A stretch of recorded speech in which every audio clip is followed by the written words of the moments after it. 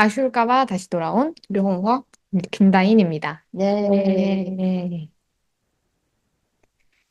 저희는 이제 5장인 부스팅 트리 베이스드 앙상블에 대해서 수업하도록 하겠습니다. 부스팅을 알자면 먼저 위크 모델이라는 개념을 알아야 하는데요. 위크 모델은 성능이 낮은 모델이지만 랜덤 추측보다는 성능이 조금 나은 수준입니다. 부스팅은 위크 모델을 순차적으로 학습시키고 결합하여 성능이 높은 강한 모델을 만드는 방법입니다. 부스팅의 특성은 순차적 학습과 가중치 업데이트입니다. 순차적 학습이란 여러 모델을 병렬로 훈련시키는 것이 아니라 이전 모델이 만든 어류를 기반으로 새로운 모델을 훈련하는 것입니다. 가중치 업데이트는 이전 모델의 어류를 다음 모델이 보완하면서 점차 성능을 개선하는 것입니다. 부스팅은 백잉과 차이가 있는데, 백잉은 각 학습 집합에서 개체들이 무작위로 선택되지만 부스팅은 이전 학습 집합에서 오류가 큰 개체가 집중적으로 선택됩니다. 여기 예시를 보면 부스팅은 개체의 선택되는 확률이 달라집니다. 그래서 여기서 adaptive boosting이라는 방법이 있는데 이는 가장 기본적인 부스팅 알고리즘입니다. 이는 강모들이 잘못 분류한 샘플에 더 큰 가중치를 부여하고 가중치를 조정한 다음에 학습기를 훈련합니다. 모든 모델에서는 동일한 구조를 사용합니다. 여기 보시면 이렇게 네 가지 절차를 진행하는데 먼저 데이터셋에 대해서 단순 모델을 이용하여 학습을 하고 그 다음 오류에 따라서 가중치를 업데이트합니다. 즉, 오류가 큰 개체의 가중치를 증가시킵니다. 그리고는 학습 데이터셋을 재구성합니다. 마지, 이 과정을 반복한 다음에 마지막에 최종 결과물은 각 모델의 성능 지표를 가중치로 사용하여 결합을 합니다. 이것은 알고리즘인데요. 보다시피 랜덤보다는 성능이 좋아야 다음 단계로 넘어갑니다. 예시를 보면 먼저 분할을 했다가 이에 대한 어효율을 계산합니다. 어효율은 가중치가 있는 샘플들 중 잘못 예측된 샘플의 비율입니다. 여기서 보다시피 세 개가 잘못 분류되었기 때문에 어효율은 0.3입니다. 이에 따라 모델의 신뢰도, 즉 가중치가 결정됩니다. 그 다음에는 샘플 가중치를 업데이트 하는데 여기서 잘못 분류된 세 개가 가중치가 크게 되고 이것을 기준으로 하여 다시 분할이 됩니다. 그래서 방법, 이 절차를 반복적으로 하여서 마지막으로는 가중치를 정교화하여 즉 모든 샘플의 가중치 합이 1이 되도록 가중치를 재정교화합니다. 그 다음 이것을 결합하여 새로운 모델을 만들어 추측, 계측 결과를 얻습니다. 정리하자면 이전 모델에서 잘 학습하지 못한 객체를 다음 모델이 더 많이 학습하도록 개별 객체들이 학습 데이터 포함 확률을 동적으로 조정합니다. 이 장점은 여러 약한 학습기를 결합해 높은 정확도를 제공하고 과학합에 강합니다. 그러나 노이즈에 민감하고 불균형한 데이터나 큰 데이터셋에서 계산 비용이 높을 수 있습니다. 그 다음엔 GBM이라는 방법인데요. 이는 각 단계에서 모델은 이전 단계에서 발생한 오류를 보완하도록 훈련합니다. 즉, 예측값, 실제값과 예측값 사이의 잔차를 적합하는 것입니다. 이도 순차적으로 결합하는 방법입니다.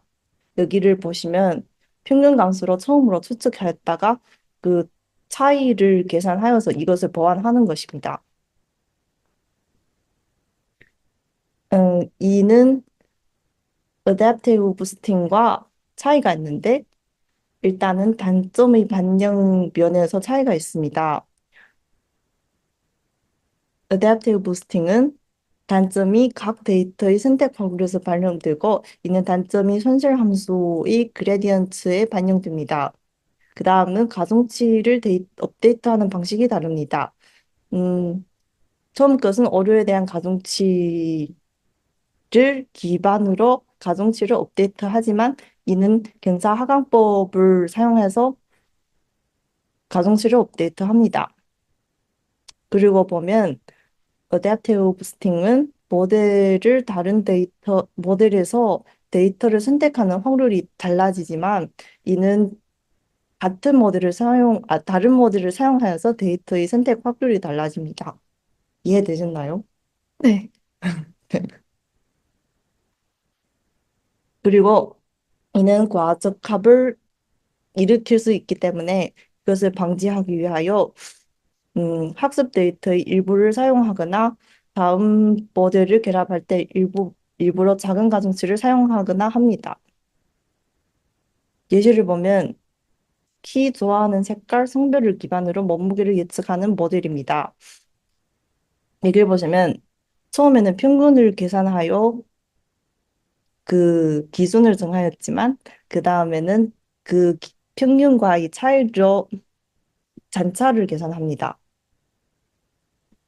그래서 기준으로 이것을 기준으로 다시 예측하는 트리를 만듭니다.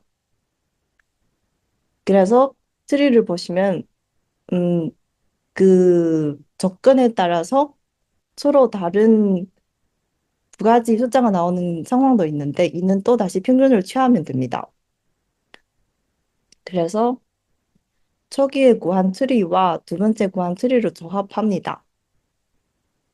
그러면 여기 보다시피 성별이 남자이고 좋아하는 색깔이 파란색이면 몸무게가 88kg라고 예측되는 것입니다. 이해하셨나요? 네. 네. 그래서 음, 아, 여기까지는 처음이 예측이고, 근데 아까 말하다시피 과적한 문제를 해결하기 위해서 학습률이라는 값을 이용하기도 합니다. 학습률은 0부터 1 사이의 값이고, 이는 하이퍼 파라미터라서 우리가 직접 설정하는 것입니다. 본 예제에서는 0.1로 세팅하였고, 마지막 예측값이 72.9로 나옵니다. 그래서 이 과정을 다시 반복하여서 마지막 결과를 얻는 것입니다. 마지막으로 정리하자면 이는 이즈모들이 잘 예측하지 못한 부분을 내집중하여 학습하여 매 단계에서 잔차를 줄이는 방향으로 학습이 이루어집니다. 이 장점은 높은 예측 성능과 유연성을 제공하여 다양한 문제에 효과적으로 적용되는 것이며 단점은 느린 학습 시간과 과적합의 위험이 있으며 하이 파라미터 튜닝이 복잡할 수 있다는 것입니다.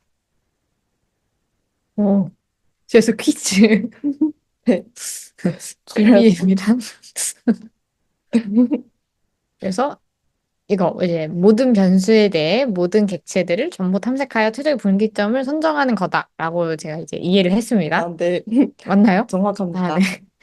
자, 여기서 이제 단점, 이제 이 그레디언트 부스팅 머신의 단점은 장점이자 단점이겠죠. 모든 변수에 대해서 모든 걸 탐색하다 보니까 너무 힘들다는 거예요. 너무 많이 걸린다. 그래서 GBM을 기반으로 더 효율적으로 만들기 위해 등장하게 된 게 라이트 GBM과 XGBoost다라고 생각을 하시면 되고 얘네들은 그래서 대용량 데이터셋을 어떻게 할 거냐 이거에 중점적으로 집중을 하시면 되겠고요. 그래서 라이트 GBM 먼저 가보자면 라이트 이름부터 그냥 가볍다는 걸 알 수 있으니까 가볍다. 그래서 큰 데이터셋에서 빠르게 할 수 있고 높은 메모리를 사용하면서 이제 네, 어쨌든 빠르게 할 수 있다. 이렇게 생각하시면 되고요. 네. 이제 GBM의 한계를 개선할 필요가 있으니까 뭐 이렇게 개선을 했다 생각을 하시면 되고 여기서 사용하게 된 기법 중 하나는 Gradient Based One-Side Sampling이라고 GOSS라는 건데 아까 말씀하셨듯이 그 틀린 거를 좀 더 가중치를 높게 준다. 그게 맨 처음 거였고, 그 다음에 그걸 이제 그레디언트 방법으로 틀린 거에 좀 더 포커스를 두겠다 이런 건데, 얘도 마찬가지예요. 그래서 얘도 덜 학습된 데이터는 모두 사용해서 놓치지 말자. 근데 잘 학습된 데이터는 랜덤하게 선택해서 시간을 줄이자. 그러니까 우리가 오답노트 하듯이 하게 된다라고 생각을 하시면 되고, 원사이드 샘플링이기 때문에 가지치기 자체를 요 그림 먼저 보여드리면 이제 한쪽으로 가지를 쳐서 되게 하나의 이제 가지만 되게 잘 발달된 다른 거는 이제 하지 않는 거죠. 한쪽으로만 간다 이렇게 생각하시면 되고 그 다음에 EFB라고 Exclusive Feature Bundling이라는 게 있어요. 그래서 이거는 먼저 피처 스페이스라는 개념을 아셔야 되는데 피처 스페이스는 여러 피처들이 모여서 데이터를 표현하는 공간. 그러니까 세 개면 뭐 포인트가 세 개가 있는 거고 그런 공간이 돼요. 몇 차원의 공간이 되고 여기서 스parse한 피처 스페이스는 이제 대부분의 피처 값이 0인 상태로 어떤 특성의 값이 거의 없는 거고요. 익스클루시브는 배타적인. 그래서 동시에 0이 아닌 값을 가진 일이 매우 드물다. 번들링은 그걸 그래서 익스클루시브 한 걸 묶어서 계산해서 차원이 줄어들잖아요. 아까 피처 스페이스의 차원이 줄어들어서 효율이 높아진다. 근데 이게 좀 어려워서 제 예시를 하나 가져왔는데요. 그래서 쇼핑몰에서 고객들이 구매한 제품에 대한 데이터가 있어요. 그래서 예를 들어서 스마트폰을 샀나요? 예, 아니요. 뭐 노트북 0, 1, 뭐 이렇게 되겠죠? TV 0, 1 이렇게 했을 때 스마트폰만 샀다. 잘못되어 있네요. 자, 스마트폰을 샀다 하면은 1, 0, 0이겠죠. 스마트폰만 산 거니까. 그럼 피처 스페이스가 1, 0, 0이 되겠죠. 그래서 그러면 이거는 어떻게 되냐?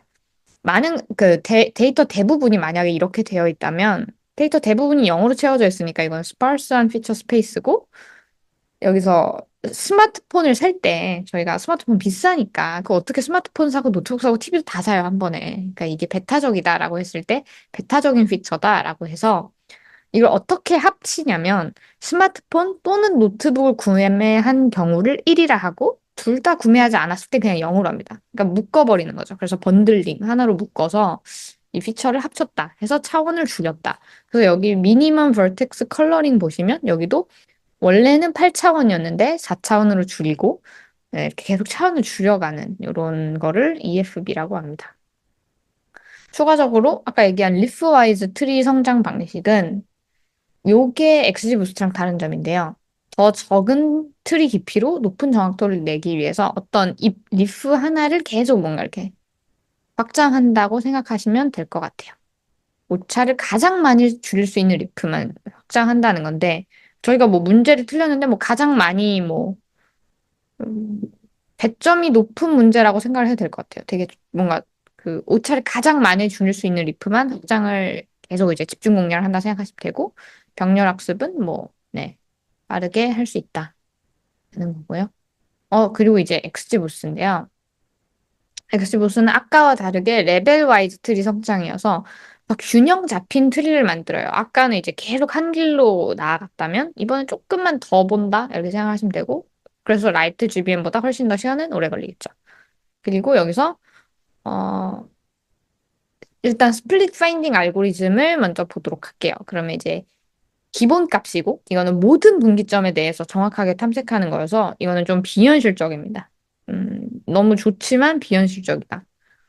그래서 이 두 번째가 approximate 알고리즘인데 요거는 이제 데이터를 나누어서 최적의 분기점을 근사적으로 찾는 방법이에요. 그래서 글로벌은 전체에서 보고 로컬은 이제 조그만 곳에서 분할을 하는 건데 뭐 파이썬으로 하실 때는 이렇게 트리 메소드를 approx라고 해야 이 기법을 사용하게 되는 거예요. 왜냐면 기본 값은 저 베이직 이거이기 때문에. 그리고 요거는 자동으로 해주는데 뭐 0값이 되게 많았다. 아무튼 스parse한 피처 아까 제가 설명드렸잖아요. 그래서 0값이 많으면 이게 자동적으로 적용이 된다. 뭐 그렇게 효율적으로 알아서 찾아준다 생각을 하시면 되고 또 효율적인 컴퓨팅을 위한 시스템 디자인 해서 CSC 이제 이거는 데이터를 변수별로 정렬된 상태로 저장하고 이 정렬된 데이터를 계속 재사용하고 처음에만 정렬을 하기 때문에 그걸 계속 똑같이 쓰는 거고요. 아웃 오브 코어 컴퓨팅은 이제 제가 라이트 GBM이랑 엑스지부스는 큰 데이터셋을 쓰는데 좋다고 했잖아요. 그죠?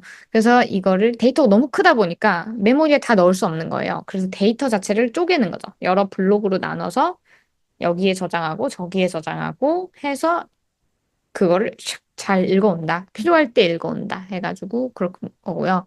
여기서 읽기 속도를 높이기 위해서 쓰인 게 이제 블락 컴프레션과 블락 뭐 이런 게 있어요. 이제 요게 요 부분인 것 같고요. 고성능을 위한 기술들. 그래서 뭐 이런저런 것들이 있다라고 생각을 하시면 될 것 같습니다. 네, 네, 좀 이해되신 것 같나요? 네, 이해된 것 같습니다. 네. 네, 지금까지 이름 없어도 좋아해, 김다인. 정화였습니다. 네, 감사합니다. 감사합니다.